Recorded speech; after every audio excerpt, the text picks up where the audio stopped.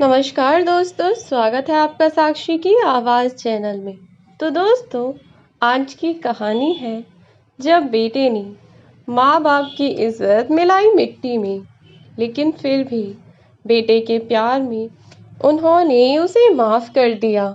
लेकिन जब पत्नी के सम्मान पे बात आई तो बुजुर्ग पिता ने अपनी औलाद को सिखाया ऐसा सबक कि दिन में तारे दिखा दिए।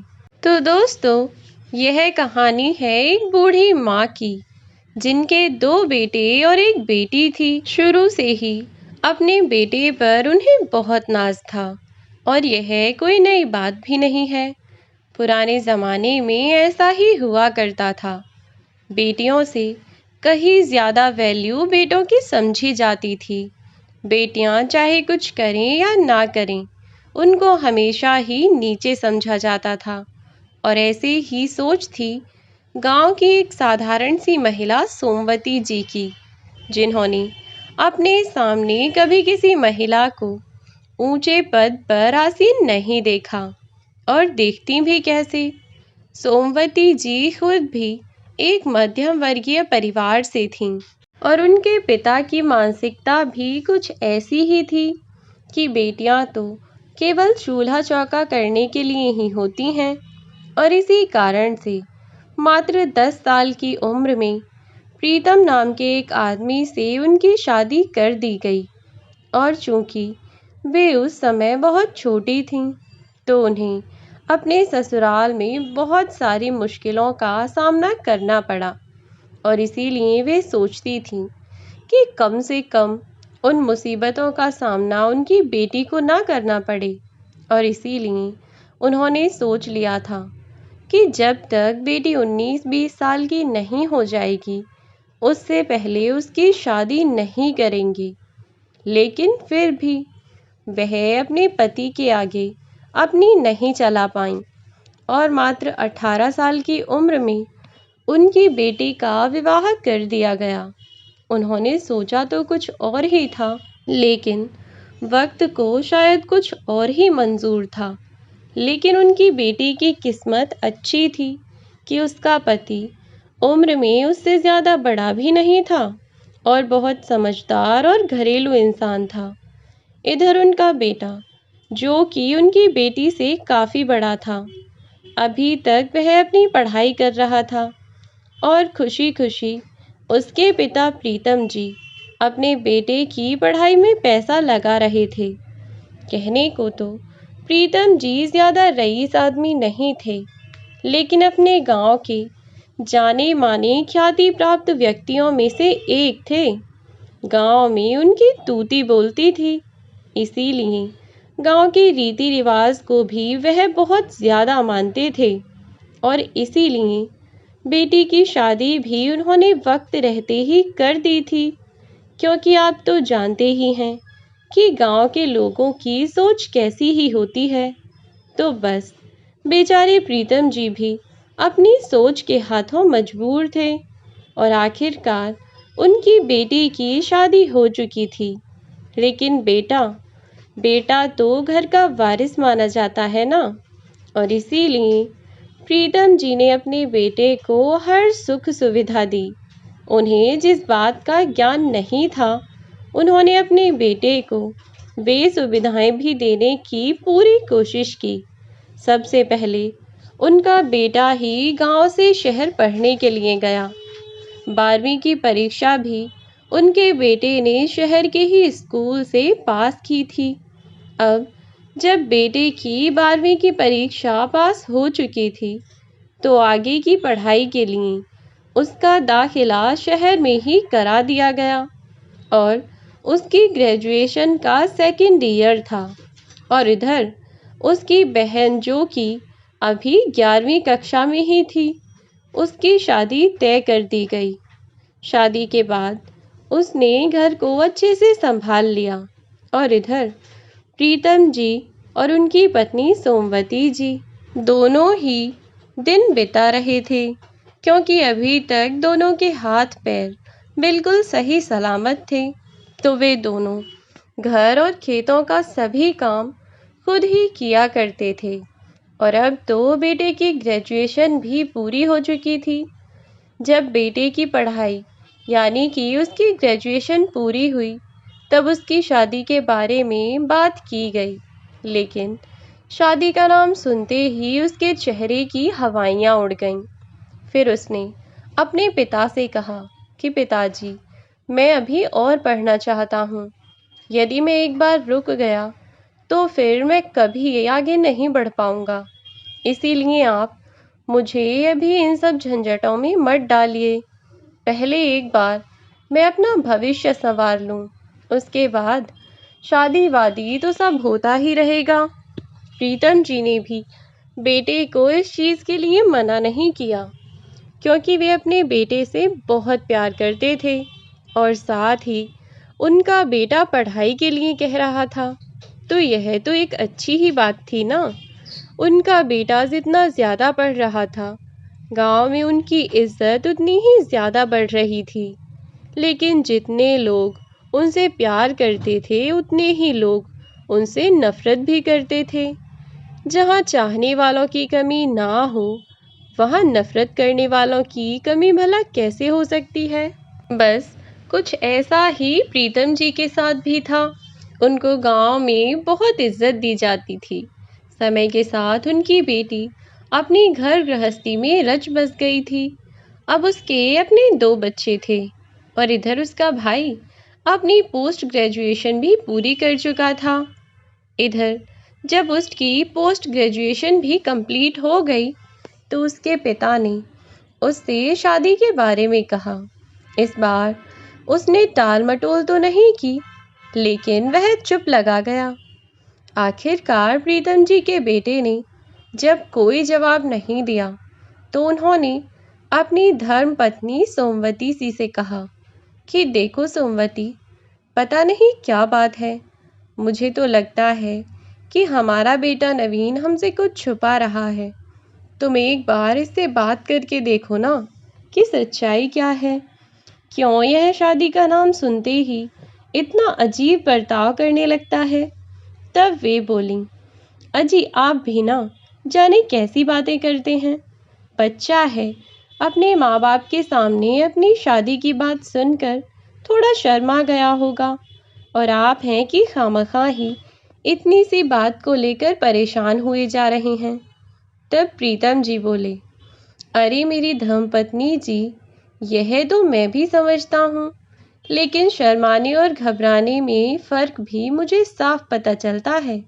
क्या सच में तुम्हें अपने बेटे को देखकर ऐसा लगता है कि वह मेरे सामने अपनी शादी की बात सुनकर शर्मा रहा है और शर्म की वजह से वह चुप बैठता है? पता नहीं क्या बात है, लेकिन मुझे ऐसा बिल्कुल नहीं लगता कि वह शर्मा रहा है। जो भी हो, तुम्हें एक बार उससे बात करनी चाहिए। इधर उनके बेटे ने अपने पिताजी को कुछ न बताया। माँ ने भी कई बार कोशिश की, लेकिन बेटा था कि सच बोलने को ही तैयार नहीं था। हर बात पर बस नामी गर्दन हिला देता, चाहे शादी करने की बात हो या फिर किसी और को पसंद करने की बात हो। जब माँ बाप को कुछ न बताया, तो उसके पिताजी ने भी उससे पूछा, अभी तेरा शादी करने का मन नहीं है तो हमें बता कि तुझे कितना समय चाहिए, क्योंकि बेटा हर एक चीज़ उम्र के हिसाब से ही अच्छी लगती है, और अब तो तेरी शादी की सही उम्र है। अगर इस उम्र में भी शादी नहीं करेगा तो कब करेगा? अपनी घर गृहस्थी कब बसाएगा? लेकिन इस बात पर भी वह चुप्पी साध गया, और ऐसे ही समय बीतता रहा और वे दोनों यही सोचते रहते कि उनका बेटा आज नहीं तो कल शादी के लिए हाँ कर ही देगा। लेकिन एक दिन अचानक सुबह उठकर देखा तो उनका बेटा घर पर नहीं था। सोमवती जी ने अपने पति को आवाज़ लगाई और बताया, प्रीतम जी अपने गांव के कुछ साथियों को लेकर अपने बेटे को ढूंढने के लिए निकल पड़े, क्योंकि उन्होंने उसे कई बार फ़ोन मिलाया था, लेकिन उनके बेटे का फ़ोन भी नहीं मिल रहा था। ऐसे में माँ बाप का चिंतित होना तो लाजमी है ना। बस इसीलिए वे भी बहुत परेशान हो गए थे, पर अपने बेटे को ढूंढने के लिए वे निकल पड़े। इधर सोमवती जी बेचारी घर पर अपने बेटे के सही सलामत होने की दुआएं मांग रही थीं। सुबह से एक टुकड़ा भी, रोटी का एक निवाला भी न तो सोमवती जी ने ही खाया था और ना ही प्रीतम जी ने। दोनों पति पत्नी सुबह से भूखे प्यासे अपने बच्चे के लिए प्रार्थना कर रहा था, कोई तो कोई उसे ढूंढने के लिए दर दर भटक रहा था। 2 दिन तक बेटे का कुछ पता न चला और 24 घंटे बाद ही पुलिस ने एफआईआर दर्ज कर ली थी। लेकिन उल्टा अगले ही दिन उनका बेटा अपने घर जा पहुंचा। दोनों बुजुर्ग 2 दिन से बिना कुछ खाए पिए वैसी ही कमजोरी की हालत में थे।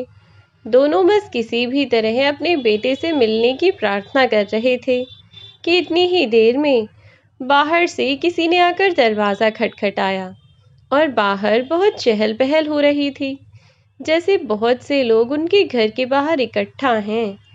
सोमवती जी दरवाज़ा खोलने के लिए आगे बढ़ीं और जैसे ही उन्होंने दरवाज़ा खोला तो अपने बेटे को अपने सामने पाकर वह फूली न समाईं। अपने पति प्रीतम जी को आवाज़ लगाती हुई बोलीं, खुशी से चिल्लाती हुई बोलीं, सुनिए जी, बाहर आकर देखिए, हमारा बेटा वापस आ गया हमारा बेटा।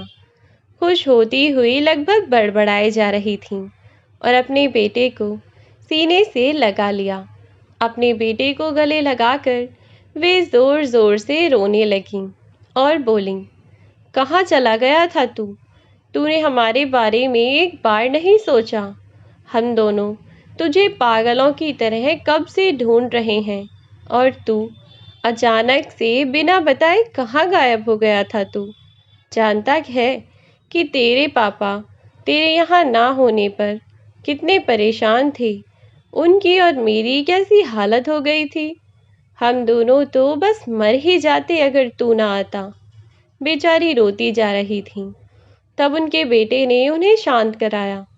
इतनी ही देर में अब तक प्रीतम जी भी घर के बाहर आ चुके थे। बाहर आकर देखा तो अपने बेटे को देखकर वह भी बहुत खुश हुए और उन्होंने उसे गले लगाना चाहा। लेकिन जैसे ही उन्होंने अपने कदम आगे बढ़ाए, उन्होंने देखा कि उनके बेटे के गले में एक हार पड़ा हुआ है, बिल्कुल जयमाला की तरह, जिसे देखकर प्रीतम जी के कदम वहीं की वहीं रुक गए और वे उस माला की ओर घूरते हुए अपने बेटे से पूछने लगे कि यह सब क्या है? तूने यह माला क्यों पहन रखी है और तू कहाँ चला गया था? हम दोनों कब से तुझे पागलों की तरह ढूंढ रहे हैं, लेकिन तू है कि गायब ही हो गया। तूने हमारे बारे में एक बार नहीं सोचा कि तेरे बिना हम दोनों कैसे जिएंगे? आखिर क्या बात हुई थी? क्यों तू अचानक घर से गायब हो गया? पता मुझे कि सच्चाई क्या है? परेशान होते हुए प्रीतम जी ने पूछा। तब उनका बेटा नवीन बहुत धीमी सी आवाज में बोला कि पापा, दरअसल वह और कुछ कहता उससे पहले ही एक लड़की जिसने शादी का लाल जोड़ा पहन रखा था और गले में वरमाला डाली हुई थी, वह भी घर के अंदर दाखिल होने लगी। उसे देखते ही प्रीतम जी का खून खौल गया। वे उस लड़की की ओर हाथ बढ़ाते हुए बोले कि वहीं रुक जाओ लड़की, आगे आने की कोशिश मत करना। आखिर तुम कौन हो और यहाँ क्या कर रही हो? वह लड़की चुपचाप एकटक प्रीतम जी की ओर देखती रही। तब बेटे से पूछा कि बता, हमारे घर में इसका क्या काम? प्रीतम जी का बेटा बोला, पापा, यह आपकी बहू है। यह सुनते ही जैसे प्रीतम जी के सिर पर आसमान टूट पड़ा था और अब उन्हें समझ आ गया था कि उनके घर के बाहर लोगों की भीड़ कैसे जमा हुई है। उनके आस पड़ोस, गांव मोहल्ले के सभी लोग वहां एकत्रित थे और सभी लोग उनके दरवाजे पर खड़े हुए थे। सबके सामने जब प्रीतम जी के बेटे ने यह बात कही तो प्रीतम जी गुस्से में चिल्लाते हुए बोले, होश में भी है कि क्या बक रहा है तू? अपना दिमाग कहीं बेच खाया है क्या तूने? तुझे समझ नहीं आ रहा कि तू क्या कह रहा है? इस पर उनका बेटा नवीन बोला, पापा, मैं बहुत अच्छे से समझ रहा हूँ कि मैं क्या कह रहा हूँ। अब तक तो मेरी आपसे कुछ बोलने की हिम्मत नहीं हुई। पहली बार तो मैं आपके सामने सच बोल रहा हूँ पापा। बात ऐसी है कि दरअसल मैं और नीलम कॉलेज में एक साथ पढ़ते थे और पिछले 5 सालों से हम दोनों एक दूसरे को जानते हैं और शादी करना चाहते हैं। नीलम के पापा इसकी शादी कहीं और तय करना चाहते थे, तो मजबूरन हम दोनों को यह कदम उठाना पड़ा। इस पर अपने बेटे की बात सुनकर प्रीतम जी और जोर से चिल्लाए और बोले, नालायक, बेशर्म, मेरे सामने खड़ा होकर तू इतनी बकवास कर रहा है? तुझ में इतनी हिम्मत आ गई? मैंने तुझे कभी किसी चीज़ की कमी नहीं रखी, लेकिन तूने फिर भी पूरे गांव के सामने, पूरे समाज के सामने मेरी इज्जत को मिट्टी में मिलाकर रख दिया। आखिर क्या कमी रह गई थी मेरे प्यार में? मैंने तेरी कौन सी ख्वाहिश पूरी नहीं की थी? तूने जब जो मांगा मैंने तब तुझे समय से पहले ला कर दिया। तूने कहा कि मुझे शहर में पढ़ना है, तो मैंने तेरी हर सुविधा को ध्यान में रखते हुए, तेरी हर ज़रूरत को ध्यान में रखते हुए तुझे शहर में पढ़ाया और कभी किसी चीज़ की कमी महसूस नहीं होने दी। और तू मुझे इस सब का यह फल दे रहा है। इस पर लड़की प्रीतम जी की ओर तिरछी नज़रों से देखने लगी तो प्रीतम जी अपने बेटे पर चिल्लाते हुए बोले कि अपनी पत्नी को बोल, मेरे सामने ज़्यादा नज़रें उठाने की कोशिश ना करे और तुम दोनों अभी के अभी निकल जाओ मेरे घर से। मेरे इस घर में तुम दोनों की कोई जगह नहीं है। जो औलाद अपने माँ बाप के बारे में नहीं सोच सकती, मैं भला उसके बारे में क्यों सोचूं? प्रीतम जी बस गुस्से में अपने बेटे को दुनिया भर की बातें सुनाए जा रहे थे और इधर उनका बेटा, जो कि अब उनकी एक भी बात मानने को तैयार नहीं था, अपनी पत्नी का हाथ पकड़कर घर से बाहर जाने लगा कि तभी सोमवती जी ने अपने बेटे का हाथ पकड़ लिया और बोली, नवीन, कहाँ जा रहा है तू? तेरे पापा तो गुस्से में हैं, लेकिन तू भी अपना दिमाग खो बैठा है क्या कि बस उन्होंने घर छोड़कर जाने को कहा और तू चल भी दिया? इतना बेवकूफ़ है क्या तू? मुझे तो सचमुच में समझ नहीं आता कि मैं क्या करूं। तेरे पापा ने तुझसे कितनी बार पूछा कि तू शादी क्यों नहीं करना चाहता, लेकिन तूने एक बार भी ये नहीं कहा कि अगर हमें बताया होता तो आज यह दिन नहीं देखना पड़ता। सोमवती जी ने अपने मोहल्ले के सभी लोगों के सामने हाथ जोड़कर माफ़ी मांगते हुए कहा, देखिए, माफ़ कीजिए, लेकिन यह हमारा आपसी मामला है। अभी के लिए आप सब अपने घर जाइए। कृपया हमें अपने बेटे से बात करने दीजिए। सोमवती जी की बात सुनकर जाने वाले लोग अपने अपने घरों में चले गए और अब वे लोग अकेले रह गए थे। अब सोमवती जी ने अपने बेटे को 1000 बातें सुनाईं और कहा कि जब तुझे यह लड़की पसंद थी तो तूने एक बार भी हमें इस बारे में कुछ क्यों नहीं बताया? यहाँ मैं और तेरे पापा लगातार हर रोज़ तुझसे यही बात पूछ रहे थे, क्या फिर तू शादी क्यों नहीं करना चाहता? लेकिन क्यों तूने एक बार भी इस लड़की के बारे में जिक्र नहीं किया कि तू शुरू से ही हमारी इज्जत मिट्टी में मिलाना चाहता था क्या? एक बार हमसे कहा तो होता कि शादी करनी है। अब सोमवती जी अपना सर पकड़कर बैठ गईं। तब नवीन अपनी माँ का हाथ पकड़कर उनसे माफ़ी मांगता हुआ बोला, मुझे माफ़ कर दीजिए माँ, पर मेरा इरादा आप लोगों का दिल दुखाने का नहीं था। मुझे यह नहीं पता था कि मेरे इस कदम से आपको इतना दुख पहुंचेगा। लेकिन मेरी और नीलम की शादी अब हो चुकी है। अब हम दोनों पति पत्नी हैं।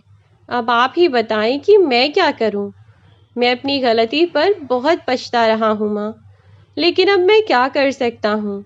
मुझे बताइए माँ। पापा, प्लीज़ मुझे माफ़ कर दीजिए। मुझसे बहुत बड़ी गलती हो गई है। अपने पापा के पैर पकड़ता हुआ नवीन बोला। बेचारे प्रीतम जी, जो कि अभी तक गांव में आगे बढ़कर बोला करते थे, आज अपने बेटे के कारण उनकी नज़रें झुक गई थीं और वे किसी से भी कुछ नहीं कह पा रहे थे। प्रीतम जी ने अपने आप को कमरे में बंद कर लिया और किसी से कोई बात नहीं की। इधर सोमवती जी ने भी जो अपने बेटे को रोकने के लिए कहा था, तो वह भी रुक गया। धीरे धीरे समय बीत रहा था। एक दिन बीता, फिर दूसरा दिन।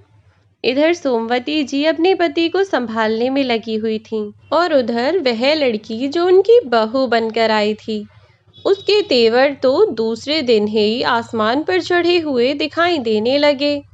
बेटे ने शादी कर ली, जैसे इतना कह कर के सोमवती जी अपने कमरे की ओर बढ़ने लगीं कि बीच में उनकी बहू आ गई और बोली, क्या कह रही थी आप? जो सुनाना हो अपने बेटे को सुनाना। मुझसे फालतू की बकवास करने की कोशिश भी मत करना, वरना अंजाम अच्छा नहीं होगा, समझी आप? इतना कहकर बहू अपनी सास की तरफ मुंह बनाती हुई अपने कमरे में चली गई।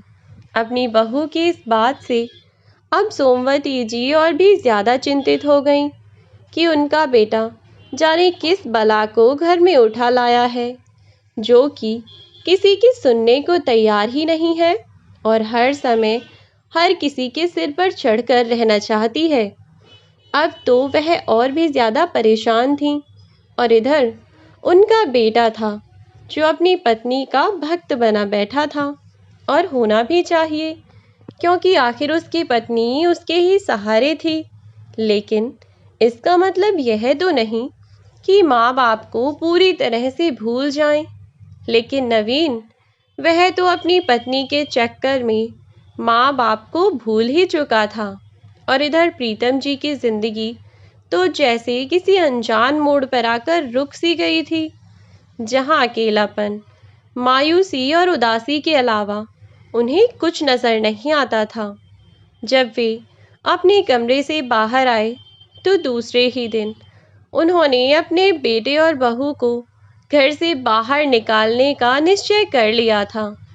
लेकिन जैसे ही कमरे से बाहर निकले कि बेटा अपने पिता के पैर पकड़कर उनसे माफ़ी मांगता हुआ बोला कि पापा प्लीज़ मुझे माफ़ कर दीजिए, आज के बाद कोई गलती कभी नहीं होगी। और जब प्रीतम जी ने भी उनसे कहा कि वह घर छोड़कर जा सकता है, तो उस वक्त उसके पैरों तले से ज़मीन ही निकल गई थी और वह अपने पापा के पैरों में गिड़गिड़ाए जा रहा था, गिड़गिड़ा कर उनसे माफ़ी मांगे जा रहा था। अपने बेटे के प्यार में प्रीतम जी ने उसकी गलती को माफ़ कर दिया और दिल से माफ़ ना भी किया हो, लेकिन उन्होंने उन्हें उस घर में रहने की परमिशन दे दी। अब उनका बेटा और उनकी बहू घर में ही सबके साथ रह रहे थे। लेकिन अब बेचारे प्रीतम जी बिल्कुल चुप से रहने लगे थे, क्योंकि पूरे गांव में उनकी बहुत बदनामी हुई थी। अभी यदि किसी के बारे में वे कुछ कहते तो लोग उल्टा उन्हें ही बातें सुना जाया करते थे कि जिससे अपना बेटा न संभाला गया, वह हमें ज्ञान देने आया है। अपना बेटा तो दूसरे की लड़की भगा लाया और खुद हमें ज्ञान देने आया है। यह सब बातें जब एक बार प्रीतम जी ने कहीं सुन लीं, उसके बाद तो वह फिर बिल्कुल टूट गए। एक व्यक्ति जो इज्जत के सहारे ही जी रहा था, अपनी बरसों की कमाई हुई इज्जत औलाद के चंद दिनों के प्यार के सामने बिल्कुल खत्म हो गई थी। लेकिन उन्होंने अपनी इस इज्जत, अपनी इस मान मर्यादा, हर एक चीज़ से ऊपर अपने बेटे को रखा। अब इतनी जिल्लत अपने बेटे और बहू के कारण ही वे झेल रहे थे, लेकिन फिर भी बेचारे उनसे कुछ न कहते। और इधर उनकी बहू, जो कि एक नंबर की कामचोर थी, वह कोई काम धाम तो करती ही नहीं, ऊपर से जुबान ही चलाया करती सो अलग। अभी उसे आए हुए दिन ही कितने हुए थे, तीसरे चौथे दिन ही अपनी सास से उल्टी जुबान लड़ाने लगी। आए दिन अपने पति से बात बात पर बहस करने लगती। इतना सब होने के बाद भी एक दिन जब बेटे के सामने सोमवती जी ने अपनी बहू को ऊंची आवाज में डांट दिया, तो वह अपनी पत्नी की तरफदारी करता हुआ बोला कि माँ, आपको उससे इतनी तेज आवाज में बात नहीं करनी चाहिए थी। आपने उससे आज बहुत बदतमीजी की। आपको जाकर उससे माफ़ी मांगनी चाहिए। यह सब बातें सुनकर सोमवती जी विश्वास ही नहीं कर पा रही थीं कि यह उनका अपना बेटा है।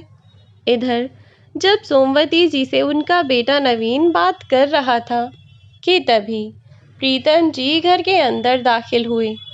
अपने बेटे से वह खास बातचीत नहीं किया करते थे, लेकिन जब उन्होंने अपने बेटे को अपनी पत्नी के पास खड़े देखा तो बोले कि क्या हुआ है, तुम यहाँ क्या कर रहे हो, कोई काम है तो बताओ।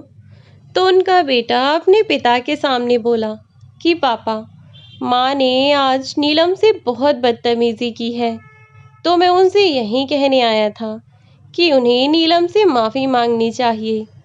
जब प्रीतम जी ने यह सुना तो उनका गुस्सा और ज़्यादा बढ़ गया। वे अपने बेटे की ओर देखते हुए बोले, क्या कहा तुमने? तुम्हारी माँ को तुम्हारी बीवी से माफ़ी मांगनी चाहिए? किस गलती की माफ़ी मांगनी चाहिए, बताओ ज़रा। क्या वह तुम्हारी माँ से बड़ी है? क्या तुम्हारी माँ उसे कुछ कह नहीं सकती? क्या चाहते हो तुम? इस पर बेटा अपने पिता से उल्टा बोलने लगा और बोला, बाबूजी, अगर माँ माफ़ी मांग लेंगी तो कौन सी आफत आ जाएगी, और वैसे भी अभी वह नई नई आई है, आखिर क्यों ये उससे उलझती ही क्यों हैं? यह नहीं करना तो ना सही, इतने दिनों से भी तो यह काम कर रही थी ना, अगर अब भी कर लेंगी तो कौन सी आफत आ जाएगी।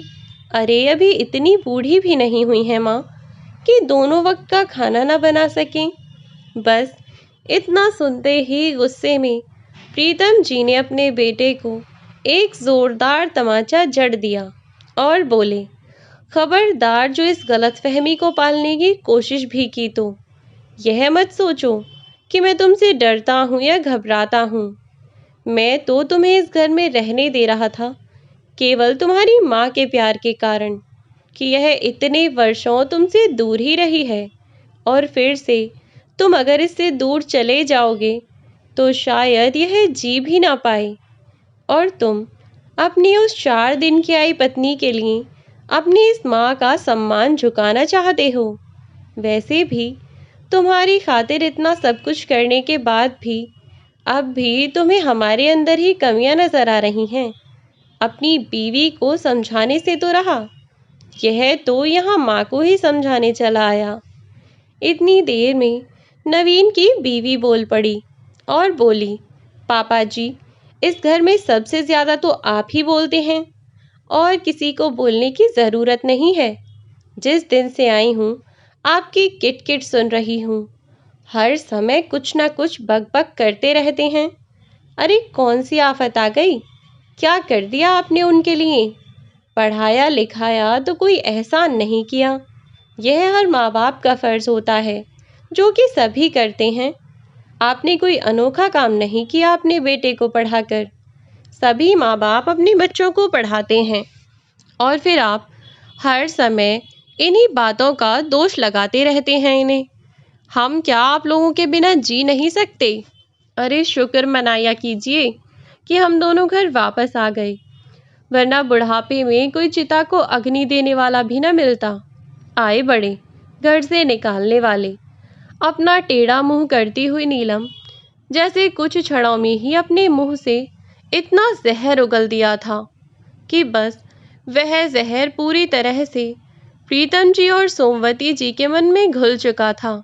इतना सब कहने के बाद भी जब उसने अपनी पत्नी को कुछ न कहा, यहाँ तक कि उसने एक बार भी उसे चुप भी न कराया, तो बस दोनों माँ बाप का मन खट्टा हो गया कि जब तू आज अपनी पत्नी के सामने एक शब्द नहीं बोल पा रहा, जिसके लिए हमने अपनी इज्जत खो दी, गांव में बरसों से कमाई हुई इज्जत पानी में मिला दी, जिसके लिए न दिन देखा न रात हर समय मेहनत की, आज क्या फल दे रहा है। यही सोचकर दोनों शांत हो गए। अब प्रीतम जी ने अपने बेटे से कहा कि नवीन, जैसे तुम कुछ समय पहले 2 दिन के लिए गायब हुए थे ना, वैसे ही अब हो जाओ। और हाँ, इस बार 2 दिन के बाद वापस मत लौटना। तुम्हें जैसे करना है तुम वैसे करो। मुझसे और मेरी पत्नी से दूर रहो। अब हमसे तुम्हारा कोई वास्ता नहीं है।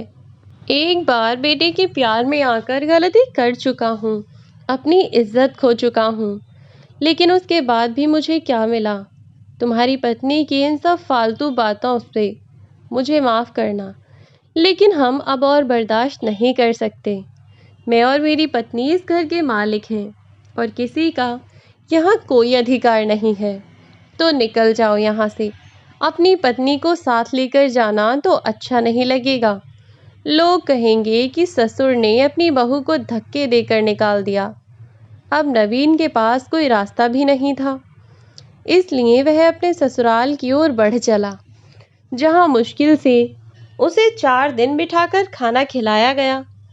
फिर से उसे दुनिया भर की बातें सुनाई गईं और इन बातों को सुनकर अपने आत्मसम्मान की खातिर नवीन वहां से उठकर चल दिया और दर दर भटक कर काम ढूंढा और एक छोटी सी नौकरी मिली, पर उसमें भी उसकी बीवी से गुजारा नहीं हो रहा था, क्योंकि उसके खर्चे हाई फाई थे।